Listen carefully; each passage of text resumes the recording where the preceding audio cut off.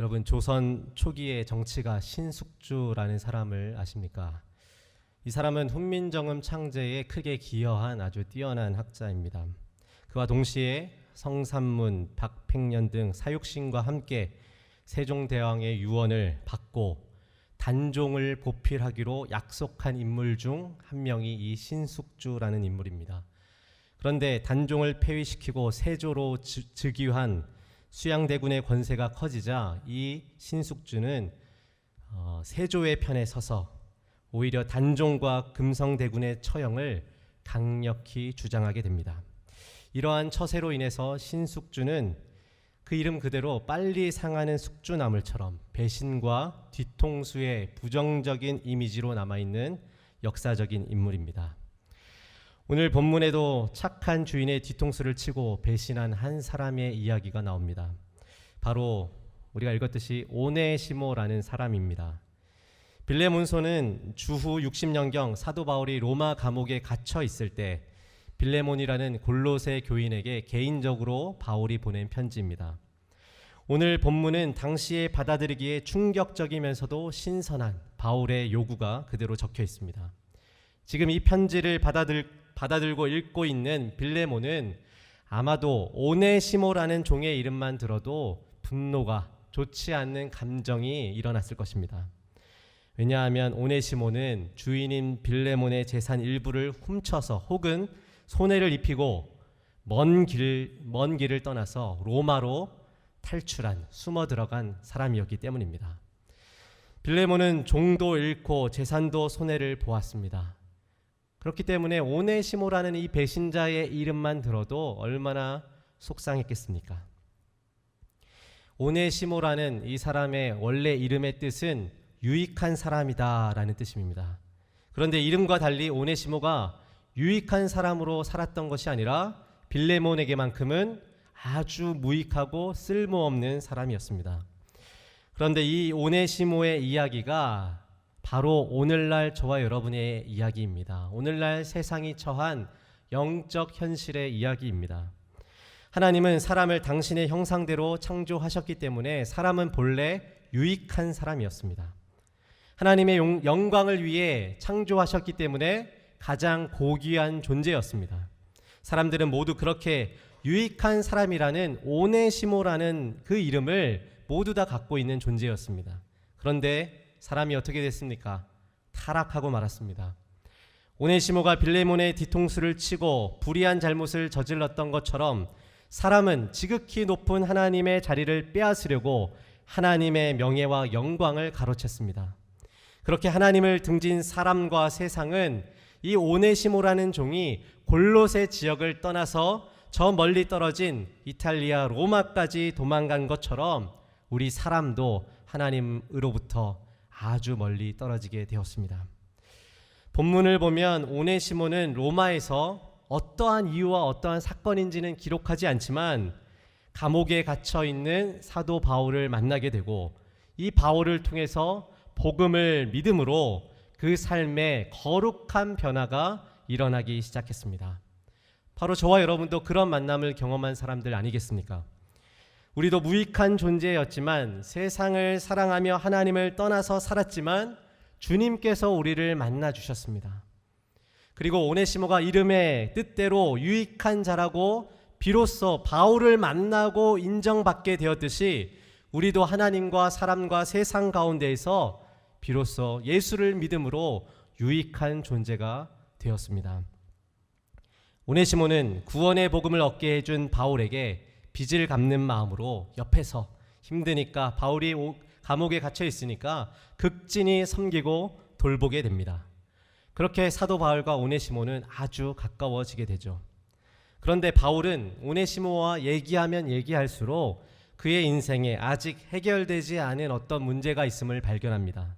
신기하게도 자신의 제3차 전도여행 때 에베소에서 3년을 사역했는데 그 3년의 에베소 사역 동안에 골로새 지역에 있었던 빌레몬이라는 사람이 에베소에서 바울의 복음을 듣고 회심하게 되는 일을 경험하게 되죠. 이 오네시모와 골로새 교인 빌레몬과 어떠한 문제가 있음을 발견하게 됩니다. 바울은 자신의 안위를 위해서는 오네시모의 돌봄이, 그 섬김이 필요했지만 오네시모를 위해서는 그의 죄에 대한 용서와 끊어져 버린 관계의 회복이 더 중요하다라는 것을 알게 되었습니다. 그래서 오늘 이 빌레몬서를 종인 오네시모의 주인인 빌레몬에게 보내면서, 빌레몬, 당신 좀 오네시모 용서해 주면 안 되겠습니까? 라고 보내고 있는 것입니다. 사랑하는 여러분, 우리는 적어도 손해보기를 얼마나 싫어합니까? 싫다고 느끼면 언제든지 사람도 등지고 상황도 등지고 돌아설 수 있습니다. 내게 주어진 책임 이외의 것들을 감당하는 것을 부당하게 느끼고 그러지 않기를 당당히 요구합니다. 남을 향해서 관대한 미소와 선의는 베풀지 몰라도 그 상대방의 아픔과 손해를 담당하기는 얼마나 주저하는지 모릅니다. 그래서 어쩌면 당연한 일이죠. 도망자 오네시모의 신세는 내 탓이 아니라 오네시모의 탓이기 때문입니다. 오네시모가, 내가 불의했던 것이 아니라 오네시모가 불의했고 그가 소유를 훔쳤으며 그가 용서를 구하기보다 도망가기로 선택했기 때문에 그렇게 불행한 삶을 살고 있는 것입니다. 오네시모가 현재 직면한 가난과 도피와 죄책감은 다른 누군가가 떠안을 책임이 있는 것은 전혀 아닙니다. 그것은 아주 합리적이고 당연한 이야기죠. 그런데 오늘 성경을 보면 아주 비합리적인 일이 일어납니다. 오네시모와 빌레몬 사이에서 아무런 책임도 없는 한 사람이 끼어들죠. 바로 바울입니다. 바울은 이 두 사람 사이에서 어떠한 일을 주선하기 시작합니다. 두 사람의 이해관계에서 전혀 이해관계가 없는 상태에서 시간과 마음을 쓰며 물질을 손해볼 각오까지 하면서 가해자이자 노예인 오네시모를 위해서 피해자이자 주인인 빌레몬의 용서를 구하고 있는 것, 그것이 지금 바울이 하고 있는 일입니다. 성경은 바로 이런 이야기들로 가득 차 있습니다. 죄인의 성 소돔과 고모라의 백성들은 의로우신 하나님을 대적하며 불법과 죄악을 저지름으로 하나님의 영광을 훼손했습니다. 하나님이 소돔과 고모라를 향해서 정의로운 심판을 하겠다 말씀하셨을 때 그 사이에서 아무런 책임도 이해관계도 없는 아브라함이 서게 됩니다. 그리고 하나님과 불법한 소돔과 고모라 백성들 사이에서 이 아브라함은 화목을 주선하게 되죠. 하나님, 이곳에 의인 10명이 살고 있다면 하나님 그 심판을 정말로 내리시겠습니까? 이렇게 하나님 앞에 물어봅니다. 창세기 18장 32절 말씀입니다. 다 함께 읽겠습니다. 아브라함이 또 이르되 주는 노하지 마옵소서. 내가 이번만 더 아뢰리이다. 거기서 신명을 찾으시면 어찌하려 하시나이까. 이르시되 내가 신명으로 말미암아 멸하지 아니하리라. 아멘. 또 출애굽하여 약속의 땅으로 들어가는 이스라엘 백성은 얼마나 하나님을 불신하고 원망했는지 모릅니다. 급기야 모세가 시내산에서 언약을 수여받고 있을 때 이 백성은 뿌리 깊은 애굽의 죄의 속성을 가지고 하나님께 반기를 들고 우상을 만들어서 이 우상이 여호와 하나님이다 라고 생각하며 따르게 됩니다. 신실하신 하나님을 향해서 불신과 원망을 가지고 하나님의 명예와 영광을 훼손한 백성에게 하나님은 내가 이 백성을 다 쓸어버리겠다, 심판하겠다 말씀하십니다. 그런데 그 사이에 하나님께 순종하고 지면의 모든 사람보다 온유한 자다라고 칭찬받았던 하나님의 대리자이자 백성의 지도자인 모세가 끼어듭니다. 죄와 불의를 향해 거룩한 심판을 선언하신 하나님과 아직도 그 엄숙함을 모르고 불신과 원망으로 우상을 섬기고 있는 자기 소견에 옳은 대로만 행하려고 하는 이 백성들 사이에 모세가 화해의 일을 주선하기 시작합니다. 하나님, 당신의 영광스러운 이름을 위해서라도 이 심판을 유보해야 되는 것 아닙니까? 차라리 주님, 이 백성들 멸하실 거면 내 이름을 생명책에서 지어주시고 제발 이 백성 용서해 주십시오라고 간구하게 됩니다. 출애굽기 32장 31절 32절이 이렇게 고백합니다.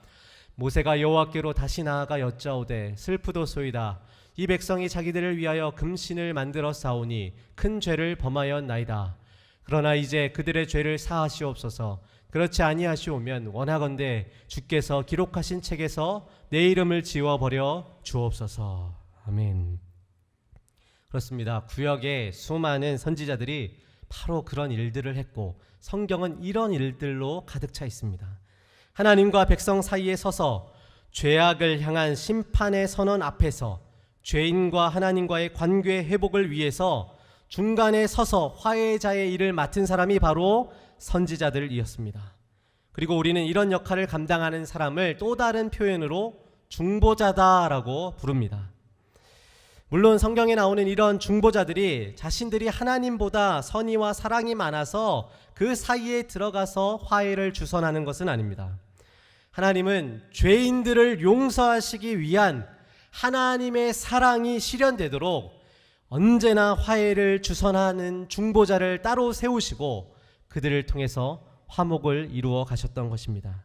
그리고 우리가 알듯이 궁극적으로 우리 구주 예수께서 이 땅에 인간의 몸을 입고 오셔서 하나님의 엄숙한 심판과 저주 앞에 놓인 저와 여러분을, 인류를 하나님과 더불어 화해시키는 중보자가 되셨습니다.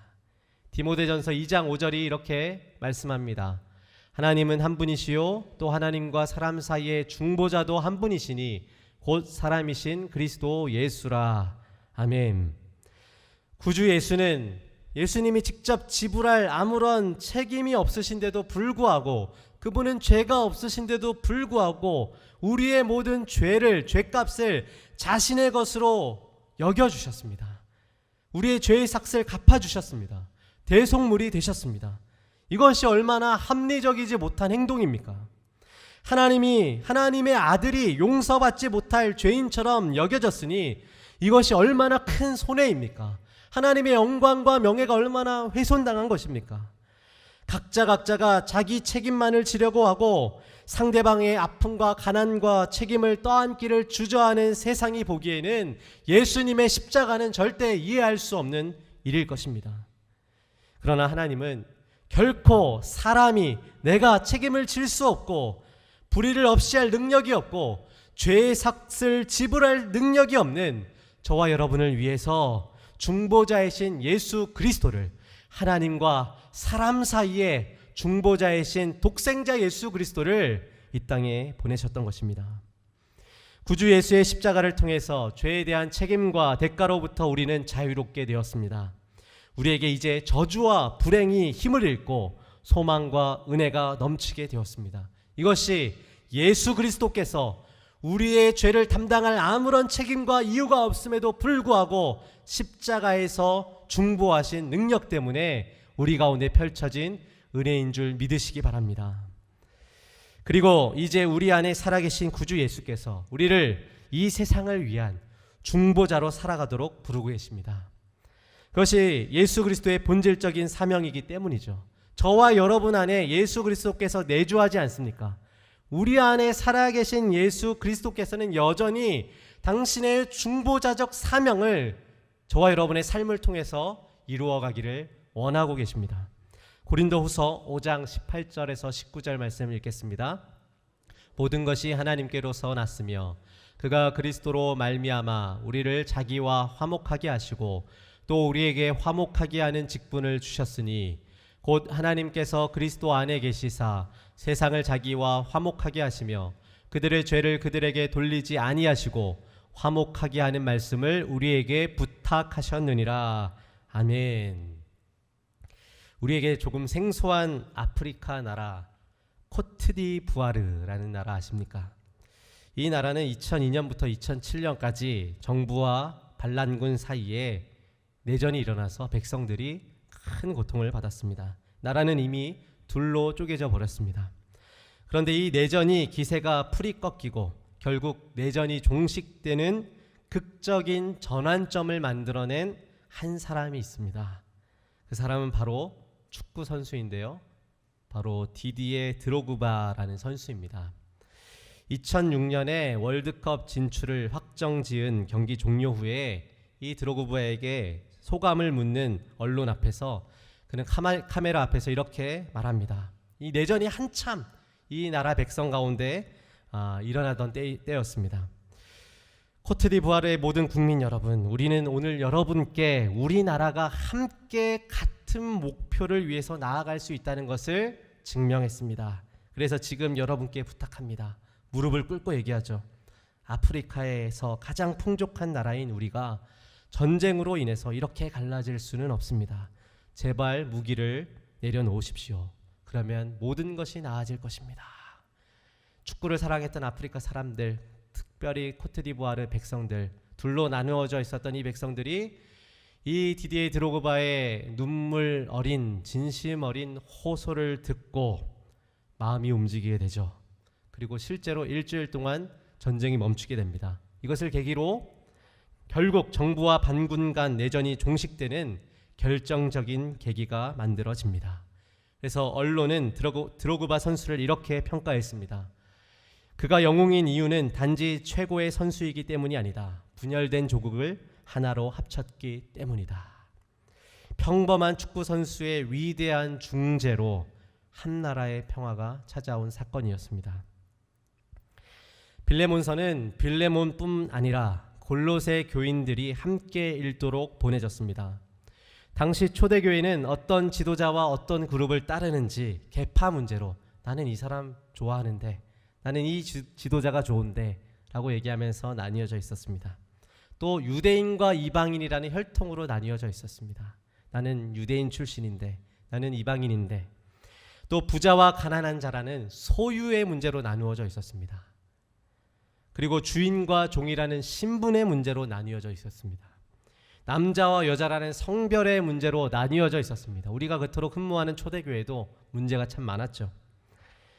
그러한 교회를 향해 하나님은 빌레몬과 오네시모의 화해를 통해서 복음이, 예수 그리스도의 살아있는 이 복음이 정말 우리의 삶 속에서 어떠한 화목과 일치를 만들어내는 능력이 있는지를 말씀하고 싶으셔서 이 빌레몬서를 빌레몬에게 또 골로새 교인들에게 보내셨던 것입니다. 사랑하는 여러분, 교회는 화목하게 하는 직분을 맡은 사람들의 모임입니다. 나누는 사람들의 모임이 아닙니다. 갈라지게 만드는 것은 하나님의 뜻이 아닙니다. 내가 무엇을 주장하는 것, 그것이 꼭 중요한 것은 아닙니다. 또 교회는 책임을 떠넘기고 남의 넘어짐을 비방하는 그런 모임이 아닙니다. 내 책임이 아니어도 내 것처럼 떠맡고 넘어진 사람의 손을 잡아주는 공동체, 그것이 바로 교회죠. 갈라디아서 6장 2절이 우리에게 이렇게 권면합니다. 한번 갈라디아서 6장 2절 한번 읽겠습니다. 너희가 짐을 서로 지라, 그리하여 그리스도의 법을 성취하라.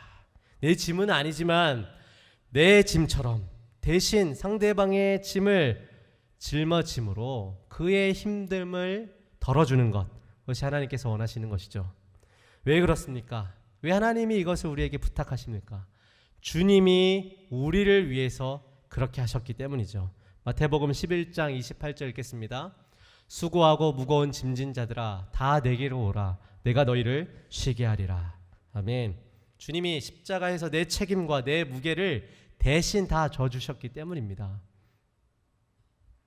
내 명예를 지키기 위해 책임과 짐을 자꾸만 떠넘기지 말고 오래 참음과 사랑으로 그를 받아내고 대신 내가 상대방의 짐을 짊어짐으로 교회의 하나됨을 지켜가는 저와 여러분이 되기를 간절히 소망합니다. 에베소서 4장 2절 3절이 이렇게 말씀합니다. 모든 겸손과 온유로 하고 오래 참음으로 사랑 가운데서 서로 용납하고 평안에 매는 줄로 성령이 하나 되게 하신 것을 힘써 지키라. 아멘. 힘써서 성령이 교회를 하나 되게 하신 것을 지켜라.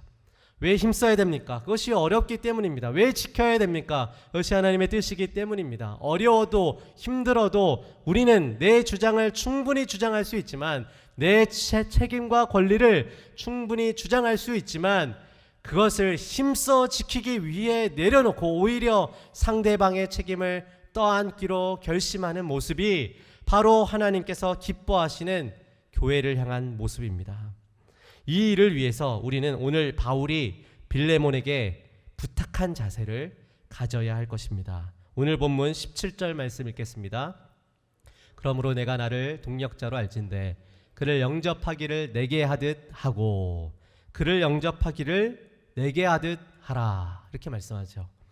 오네시모를 빌레몬이 극진히 대접하는 사도 바울의 위치로 대접해달라는 말입니다. 빌레몬, 당신이 예수 믿고 나에게 고마워서 극진히 나를 대접해 줬는데 이 오네시모, 이 불의한 사람, 나처럼 사도 바울인 것처럼 대접해달라, 이렇게 부탁하죠. 이것은 종인 오네시모, 도망자 오네시모에게는 엄청난 신분의 변화를 의미했습니다. 빌레몬에게는 또 그 당시 사람들의 가치관으로는 받아들이기 힘든 혁명적인 사고였습니다. 실질적으로 따지자면 크나큰 물질적이고 내면적인 손해를 감수해야만 가능한 일이겠죠. 종을 자유자로 풀어주고 그가 손해를 입힌 것을 받지 않고 오히려 형제로, 교인으로 받아준다면 얼마나 큰 물질적인 손해와 내면적인 손해가 있겠습니까? 우리가 하나님 앞에 용서받았다는 것, 그것은 어떤 과정을 통과한 것입니까? 우리 자신은 하나님 앞에 죄인이지만 하나님께서 예수 그리스도를 통해서 우리를 용서하시고 받아주신 것입니다. 하나님은 우리를 보실 때 이전의 죄인의 모습으로 보지 아니하고 내 안에 살아계신 하나님의 아들이신 예수 그리스도의 존재를 통해, 그를 통해 우리를 의인처럼 받아주시는 것입니다. 빌레몬이 오네시모를 바울처럼 받아냈듯이 하나님께서도 우리를 어떻게 받아내십니까? 예수 그리스도의 중재와 화목의 그 십자가를 통해 우리를 예수 그리스도처럼 받아주십니다. 이것이 얼마나 큰 은혜입니까? 자신이 주인 노릇할 수 있는 종을 친구로 받아내는 것, 동력자로 받아내는 것, 게다가 물질적 손해를 입히고 배신하고 탈주한 믿을 수 없는 사람을 용서하고 친구처럼 용납하는 것, 이것은 바로 예수 그리스도의 십자가 복음만이 만들어낼 수 있는 하나님 나라의 방식이자 이기적인 세상의 경종을 울리는 혁명입니다. 왜 오늘날 이 세상의 교회가 힘을 잃어갑니까? 바로 이 혁명적인 사고, 하나님 나라 방식, 희생적인 사랑, 용납과 오래 참음, 이런 하나님의 것들이 성도들을 통해서 이 땅에 흘러가지 않기 때문이죠. 여러분, 우리도 오네시모와 같은 은혜를 받은 사람들입니다. 주님께서 친히 우리에게 이렇게 말씀하시죠. 요한복음 15장 15절 말씀입니다. 이제부터는 너희를 종이라 하지 아니하리니 종은 주인이 하는 것을 알지 못함이라. 너희를 친구라 하였노니 내가 내 아버지께 들은 것을 다 너희에게 알게 하였음이라. 할렐루야. 게다가 바울은 이렇게 말합니다. 본문 18절 19절입니다. 그가 만일 내게 불의를 하였거나 내게 빚진 것이 있으면 그것을 내 앞으로 계산하라. 나 바울이 친필로 쓰노니 내가 갚으려니와 내가 이 외에 내 자신이 내게 빚진 것은 내가 말하지 아니하노라. 아멘. 내 앞으로 계산하라. 내 앞으로 계산하라. 중보자가 어떤 사람입니까? 하나님의 은혜를 받은 사람은 어떤 사람입니까? 그 빚을, 상대방의 빚을 갚아주는 사람입니다. 내가 낮아져도 상대방은 높여줍니다. 내 것이 아닌데도 내 것처럼 여기고 손해도 불편도 때로는 낮아짐도 감당합니다. 사도 바울의 책임이 아니었습니다. 그의 빚이 아니었습니다. 그러나 내 앞으로 계산하라, 나에게 청구하라고 말합니다. 모세도 그랬습니다. 주님, 생명책에 쓰인 내 이름과 이들의 심판을 바꾸어 주시고 그 심판을 내 앞으로 계산해 주십시오. 룻과 나오미를 구했던 보아스도 룻과 나오미가 사야 할 책임이 있었던 그 기업을 자기의 돈을 지불함으로 사줍니다. 그로 말미암아 그 다윗의 계보에 예수 그리스도가 탄생하게 되는 것 아니겠습니까? 그 삭시, 자기의 것이 아님에도 불구하고 내 것이라고 여기고 자기에게 그 삭스를 청구하는 이야기가 성경 곳곳에 들어가 있습니다. 끊임없는 자기 청구. 하나님의 나라는 이런 중보자들의 남의 책임에 대한 자기 청구를 통해서 이 땅에서 이루어지는 것입니다. 내 앞으로 계산하라. 내 앞으로 계산하라. 우리는 얼마나 그런 말 많이 합니까? 내가 쏠게. 내가 계산할게. 우리는 밥은 잘 사줄지 몰라도 상대방의 그 책임, 하나님의 사랑과 희생을 실현할 수 있는 그 그 상대방을 향한 화해를, 그 책임을 떠안기를 얼마나 주저하는지 모릅니다. 살리기 위해서 책임을 떠안고 그 값을 지불하는 방식을 통해서 죽을 것 같았던 한 사람이 살아납니다. 포기와 절망에 눈 못 뜨던 사람들이 살아나게 됩니다. 한 알의 밀알이 땅에 떨어져 스스로의 값인 줄 알고 죽음을 청구하고 죽으면 수많은 열매와 곡식을 충실하게 맺게 되는 것입니다. 예수님께서 십자가에서 돌아가실 때 말씀하셨던 것, 가상칠언 중에 한 가지 여러분 혹시 기억하십니까? 다 이루었다. 다 이루었다. 주님께서 십자가에서 말씀하셨죠. 이 다 이루었다라는 이 단어를, 이 문장을 원문 헬라어로 보면 테텔라스타이라고 합니다. 이 헬라어는 당시 이 가게에서 물건을 주고받을 때 썼던 말입니다. 바로 다 이루었다라는 뜻을 직역하면 내가 계산했다, 내가 지불했다라는 뜻입니다. 주님이 십자가에서 내가 다 계산했다, 완불했다, 지불했다 하고 죽으셨습니다. 이 말이 바로 오늘 본문의 바울의 말과 많이 닮아 있지 않습니까? 바울이 오네시모의 책임을 떠안으며 내 앞으로 계산하라라고 말할 수 있었던 이유는 바로 주님께서 십자가에서 내가 너 바울의 죄, 허물, 약점, 과거, 그 모든 문제들, 그 책임들을 내가 십자가에서 다 지불했다 말씀하시고 완료하신 그 주님의 십자가를, 복음을 마음으로 믿고 완전히 변화된 이 바울이 바로 그 주님의 은혜 때문에 오네시모와 빌레몬 사이에서 자기에게 청구할 수 있었던 용기가 생겼던 것입니다. 주님이 계산하셨기 때문에 바울이 청산해야 할 채무가 전혀 없어졌습니다. 바울은 죄와 사망에서 자유롭게 되었고 하나님의 자녀가 되었습니다. 이 놀라운 사랑을 거저 받았기 때문에 빌레몬과 오네시모 사이에서 거저 베풀 수 있었던 것입니다. 사랑하는 여러분, 이 편지를 받은 빌레몬은 아마도 오네시모를 정말로 용서하게 되었을 것입니다. 당시 세계에서는 아주 혁명적인 일이었겠죠. 만약 용서하지 않았다면 빌레몬서가 아마 오늘날 저와 여러분이 읽지 않는 성경이 되었을 것입니다. 하나님 나라가 어떻게 이 땅에 이루어져 갑니까? 그것은 바로 저와 여러분과 같은 그리스도인들이 이 땅에서 중보자적 사명을 감당하며 살 때 하나님의 뜻과 통치가 이루어지는 것입니다. 주님께서 저와 여러분의 인생의 약점과 죄책을 다 담당하시고 내가 너 죄값 다 지불했다, 사망과 저주로부터 내가 너를 놓아주었다, 내가 대신 다 책임을 지었다 말씀하셨기 때문에 우리가 구원받게 되었고 오늘 모이게 되었고 하나님을 예배하고 참된 평안을 소유하게 된 것 아니겠습니까? 그 평안과 은혜를 복음으로 받은 우리가, 많이 탕감받은 우리가 세상과 사람들을 향해서 적게 나누어지면 하나님이 어떻게 말씀하시겠습니까? 왜 교회가 선교합니까? 왜 전도하며 구제합니까? 우리도 살기가 팍팍한데 왜 그런 일들을 하는 것입니까? 그들의 삶의 형편과 불신앙의 모습이 우리의 잘못이 아님에도 불구하고 우리 교회가 잘못해서 세상이 안 믿는 것 아니지 않습니까? 그럼에도 불구하고 우리는 그들의 무지와 빈곤과 가난과 불신앙을 마치 내가 지불해야 할 책임처럼 여기기 때문에 우리가 선교하고 구제하고 전도하는 것입니다. 주님이 우리의 그것을 자신이 지불해야 할 책임으로 여기고 십자가 지신 것을 우리가 알고 있기 때문에 주님이 우리 가운데 시키시기 때문에 그 일을 하는 것입니다. 우리는 우리의 삶이 궁핍하고 모자라도 우리 것만, 내 것만 지키기로 전전긍긍 하지 않고 많이 탕감받은 사람이 많이 베풀어주는 모습으로 이 놀라운 탕감의 십자가, 이 놀라운 자유의 십자가를 나와 전혀 상관없는 사람들을 위해서 전하며 나누며 베풀며 하나님의 뜻을 이루어가는 것을 하나님이 기뻐하시는 줄 믿으시기 바랍니다.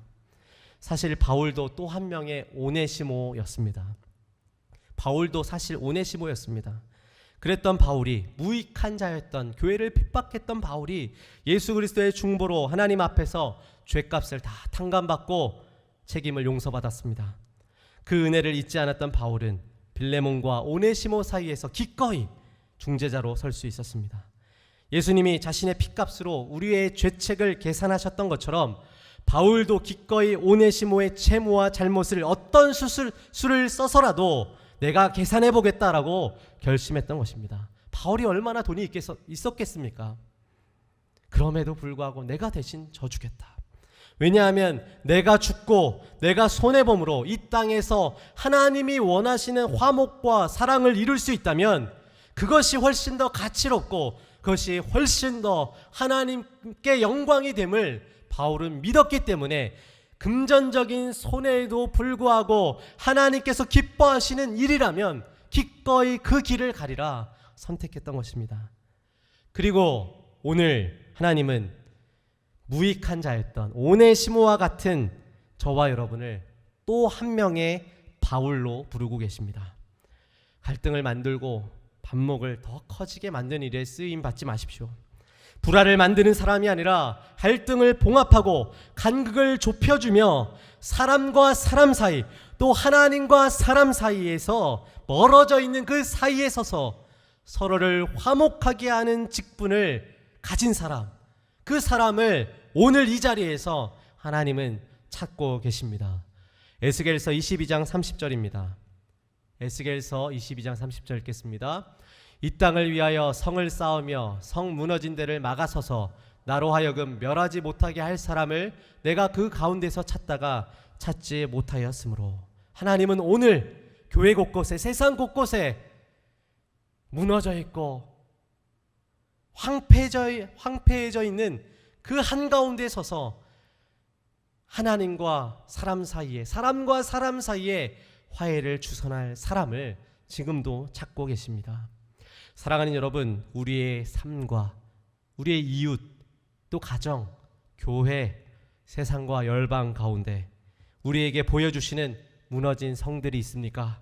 벌어진 간극들이 있습니까? 그 사이를 향해서 여러분 들어가시기 바랍니다. 그 벌어진 틈 바깥에 서서 이 간극이 벌어졌네, 무너지게 되었네, 비방하고 조롱하고 부정적인 전망을 내놓는 사람이 아니라 그 간극과 황폐해지고 무너져 있는 성 한가운데 들어가서 손을 들고 주님의 백성들이 하나님의 보호를 받는다고 했는데 하나님 이렇게 무너져서 되겠습니까? 그 사이에 서서 하나님의 긍휼을 구하는 한 사람을 지금 찾고 계시는 줄 믿으시기 바랍니다. 주님이 하늘에서 이 땅 가운데 찾아오신 것처럼 우리도 그 사이로 찾아 들어가서 막아서서 마치 내가 지불할 책임이 있는 사람처럼 기도하고 내 잘못인 것처럼 책임지고 내 앞으로 계산하는 작은 예수가 되기를 바랍니다. 갈라지게 하는 사람이 아니라 봉합하고 화해시키는 사람. 예수 그리스도의 은혜 때문에 죄인도 원수도 친구로 변한다고 했는데 그들을 친구로 받아내고 너 자신이 제일 중요하다라고 말하는 세상 앞에서 나만 중요한 것이 아니라 나와 더불어 나와 상관없는 이웃도 내 몸과 같이 중요하다고 말하는 예수 십자가의 사랑의 깃발을 들고 내가 계산하는 방식으로, 내 앞으로 계산하는 방식으로 하나님의 나라를 확장시켜 나가는 복된 통로가 되시기를 주님의 이름으로 축원드립니다.